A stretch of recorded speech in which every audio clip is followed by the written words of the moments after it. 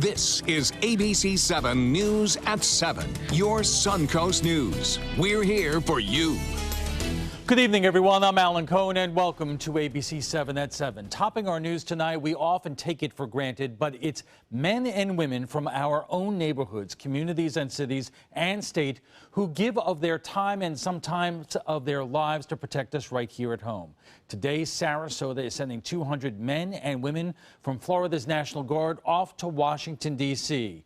Governor Rick Scott was on hand to see off the 265th Air Defense Artillery Battalion on its year-long deployment. Scott says in the wake of the Orlando shootings, this serves as a reminder of the need to defend our nation's freedom.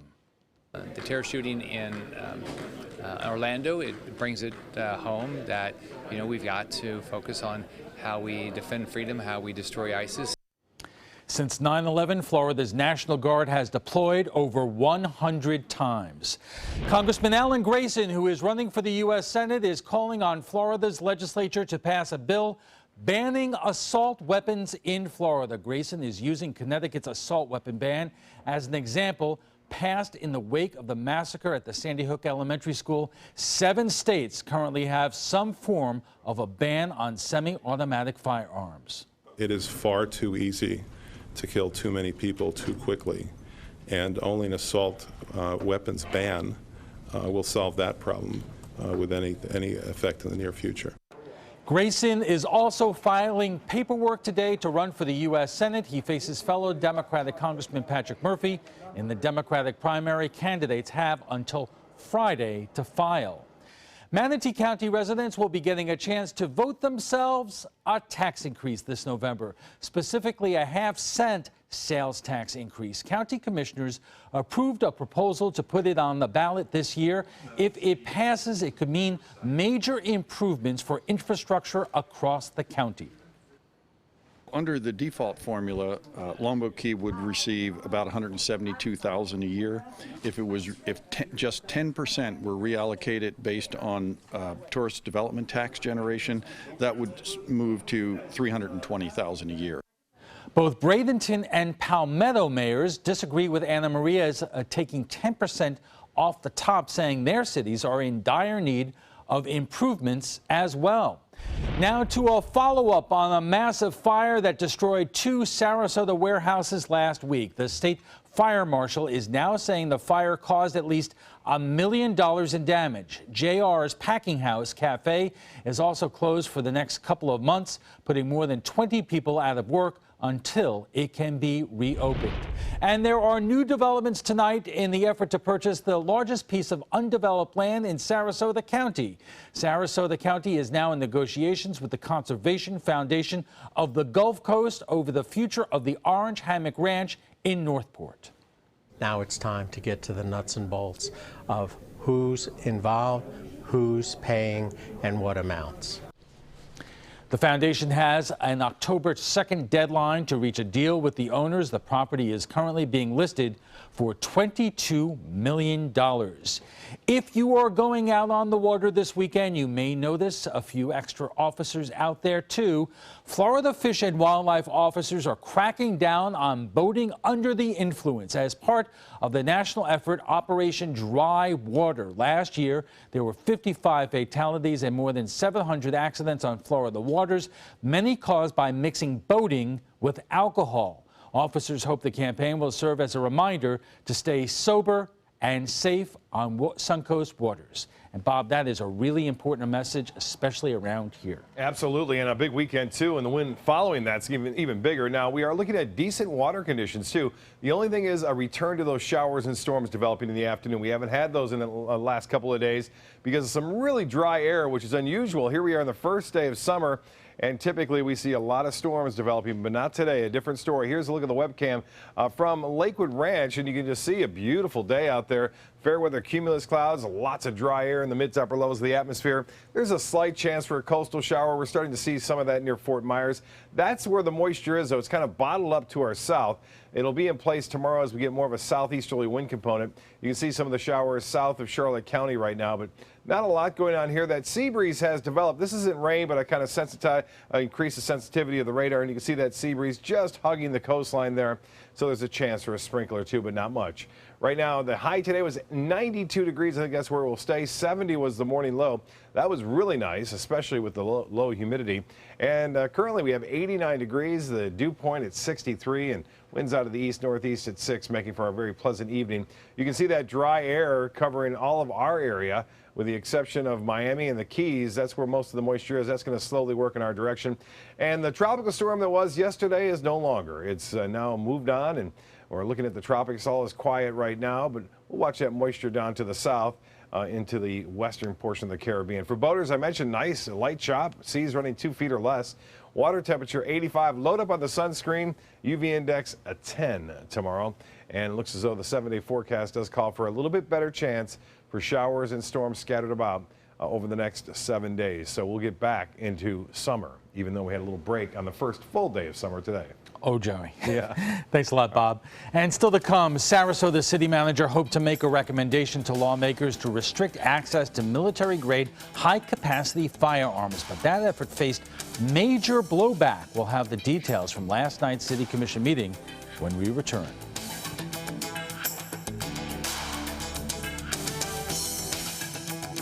The all-new official Suncoast forecast, only on ABC 7. US Med has great news for anyone living with diabetes. If you have Medicare, private insurance, or prescription drug coverage, US Med will ship a new glucose meter right to your home. And shipping is free. My new meter uses only a speck of blood, so it's less painful than my previous meter. If you have Medicare, private insurance, or prescription drug coverage, you're covered with US Med.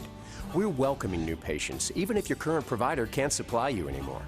I don't even have to test on my fingers anymore. I can test on my hand or forearms, and it's more accurate than my old meter. So call US Med today, and you'll have a choice of 2 great meters. One that actually speaks your results, or a meter so small it fits in the bottle of strips. Act now, and US Med will include a free prescription discount card. We'll also send you a free diabetes cookbook. This is your opportunity. So call US Med today. You'll be glad you did. Whether you're a homeowner looking for a professional installation or a contractor looking for top quality products, Sarasota Glass and Mirror can meet your every need. For 42 years, Sarasota Glass and Mirror has been the area's premier supplier and installer of quality glass products for your home or business. As an authorized PGT WinGuard dealer, we know how to protect your home with everything from the PGT WinGuard impact-resistant windows and doors to shower enclosures and decorative mirrors. The Sarasota Glass and Mirror team has the knowledge to tackle any project. It was a loud and contentious debate about an issue that, when it comes down to it, the Sarasota City Commission cannot do anything about. We're talking about a proposed resolution calling for a ban on military-style assault weapons like the one used in Orlando where 49 people were gunned down. ABC 7's Ray Collins was there last night and has this report. In the wake of last week's Orlando massacre where 49 people were killed, Sarasota City Manager Tom Barwin wanted to pass a resolution against assault weapons. Let the change, or at least the discussion, be joined at the grassroots level of local government, which is not yet dominated totally by special interests. You can advance the momentum to save lives and prevent more mass shootings by adopting the Safe Communities resolution before you this evening. But it was easier said than done. Under tight security, dozens of people filled the commission chamber, and most of the speakers, in fact 2/3, were there to shoot down Barwin's resolution. If you take our weapons away, or you support or say to the government of the state of Florida that you want to support that kind of thing, you're going to leave these citizens unprotected. Second Amendment doesn't say rifles, shotguns, handguns. It says arms. I get to choose what I want. But others, like former City Commissioner Ken Shalin, grew frustrated that a resolution against assault weapons quickly turned into a debate about the right to bear arms. Are we going to continue to allow people to die and not allow us to have a conversation about it? That's wrong. I need to sound a note of caution here. In the end, City Attorney Robert Fournier cautioned the commission that even a resolution could cause a lawsuit. I think that there is a risk involved. I don't really understand why you would want to take it under the circumstances. Commissioners reluctantly voted against the resolution for fear of being sued. Isn't that something? We can't even be protected for speaking on our own behalf. Interpretation of the Second Amendment takes precedence over the First Amendment. Called white Americans. Earlier during the debate, Commissioner Susan Chapman caused a reaction when she began a sentence saying, quote, "Up until Orlando, the mass killings were done mostly by what we call white Americans." And then she said, Many of whom kind of the scary type was here tonight, frankly. And that was Ray Collins reporting. In a moment, our roundtable.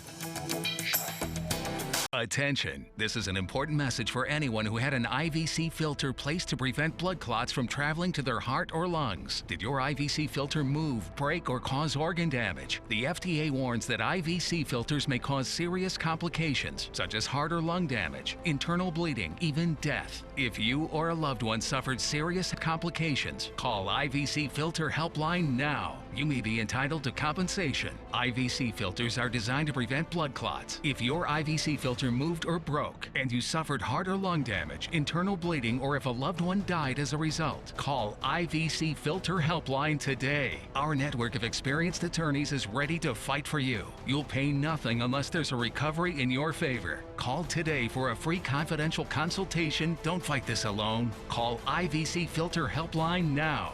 Please call 800-897-6764. That is 800-897-6764.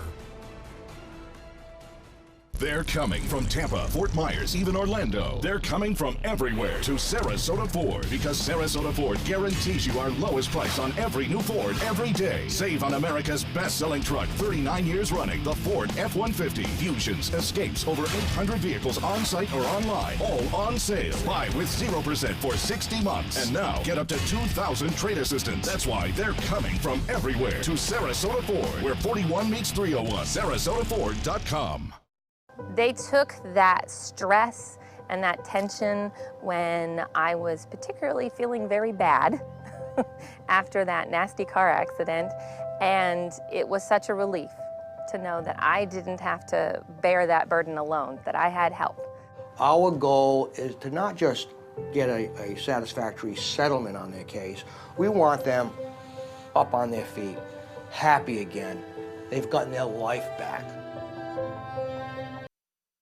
Joining us for more on tonight's topic is Sarasota City Manager Tom Barwin and attorney Ron Chapman of the Chapman Law Group. He has worked as a panel counsel member for the National Rifle Association. I want to thank you both for joining us tonight, and I'll say at the outset, we have a great opportunity here because this is such a contentious, emotional issue, but you both are so well-spoken by reputation that I think we could do a real public service here in terms of just going over these issues. And Tom, I want to start with you and ask you, as we set up in Ray's piece, there is nothing that the city of Sarasota can do about whether or not assault-style weapons with large magazines are available for sale here in Sarasota. So why take this up at all? Well, first of all, thanks for covering this issue. This is a really important issue for the future of America and all of our cities and our communities. But the reason it was taken up is a number of situations. Both the mayor, the city commissioners, and I, we go to each and every swearing in of a new police officer whenever we can make it, any special events at the police station, promotions. And I think we have a responsibility and a heartfelt desire to make sure they go home safely each and every day. And it's true of our firefighters as well, who go in and respond to emergencies. So public safety is a very high priority of local government. And then, of course, we lost a citizen in the Orlando incident, Eddie Sotomayor. And all of the commissioners, I attended the very moving, heartfelt vigil at Five Points Park. Over 1,500 people were there. And we all just felt that it was imperative that we would be remiss if we didn't begin to bring this up for conversation. These lives should not be lost in vain. But in the end, it would have been symbolic because under the law, a local municipality cannot pass a law that contradicts state and federal law. Absolutely correct. We were not changing any laws in the city, in the county, in the state. It was a simple resolution, really at its essence and core, was to restore a law that was promoted by former President Ronald Reagan and that was in place until 2004. It was really that simple, with the other idea being, if we can minimize the proliferation of these military-grade assault weapons over time, our communities will be safer and our men and women in blue will be safer when they're responding to first call to Ron, calls. there were a lot of people there last night who clearly were emotional and very strong in terms of the protection of their Second Amendment rights. But on the flip side, there are so many people out there who are looking not only at the weapons used in Orlando and Sandy Hook, but the issue of high-capacity magazines. And they are saying, why do people need that? Isn't, at this point, it too dangerous? Because in mass shootings, these are the kinds of weapons and magazines that are so often used. I hear that argument a lot, but that misforms the argument. The argument is really one about not only Second Amendment rights, but whether or not we're going to restrict the lawful gun ownership of an individual. These military assault type rifles really aren't military assault type rifles. An AR-15 is really a .22. It's a .22 rifle. It's a common rifle. It's used for hunting. It's used for a lot of activities. The other problem here is I understand what politicians, city managers, they mean well. They see a tragedy, and this was a tragic thing, and they feel like they need to respond. But the real thing they need to respond with is our mental health is a disaster in this country. We have a lot of people out there that have mental health problems. We don't have facilities for them to go to. We don't have physicians. We still stigmatize the whole issue with respect to that. Radical Islam, we're not going after that. We don't focus on that issue, and that's a key issue in this particular case. What we want to do is just go take away the guns. Well, let me stop you there, because let me drill down on two things that you just said. Number one is you may say that the weapon used in Orlando or Sandy Hook is not a military-grade weapon, but I heard one argument on one of the networks the other day that the real issue here is the high-capacity magazines that allow somebody to use that weapon and fire off 50 rounds, and that is responsible for the mass casualties that we've been seeing too often. But that's a mischaracterization of the facts. 96% of all mass shootings, if you will, that occurred from, I believe it's 1998 to 2015, did not occur with these type of weapons. If you look at the District of Columbia, and you look at Chicago, and you look at the state of California that have extensive gun restrictions, their homicide rates are dramatically going up. Chicago is a clean example. Chicago is on tilt this year to set a new record for themselves, and they have the restrictions. Gun crimes in general and mass shootings like Orlando or Sandy Hook, where these kinds of weapons are used often? Well, it's an interesting San point. Bernardino. It's an interesting point. When you look at all of the mass shootings that have occurred, at least in the last maybe 5 years, all of them occurred in gun-free zones. What that means is they look for soft targets to go in where they know people are not carrying weapons, where they know people can't protect themselves. If we want to solve this problem, maybe we should free up those laws so people can carry firearms into those type of venues. We restrict where people can carry firearms. They can't protect themselves. We allow criminals to go in with these firearms, and then they mow down the people. And our response to that is, let's restrict the lawful person from carrying a firearm. It's not logical. It's a knee-jerk reaction because of feelings. It's not a factual response. Tom, respond to that. Well, I don't know if it's really about feelings as practical people as we have to be in police work. Any time that you have a scene where 100 people are mowed down in probably 2 or 3 minutes, that's not your traditional crime scene. That is a military assault scene.